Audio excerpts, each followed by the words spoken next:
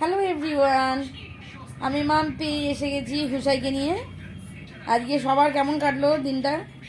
নতুন বছর প্রথম দিন 1 জানুয়ারি। আজ হলো হ্যাপি নিউ ইয়ার। সবাই ভালো থাকুন, সুস্থ থাকুন, আনন্দে থাকুন, সবার মনের আশা কামনা পূরণ হোক। অসহায় মানুষের পাশে দাঁড়ান, এটুকুই চেষ্টা করবেন সবসময় পাশে থাকার।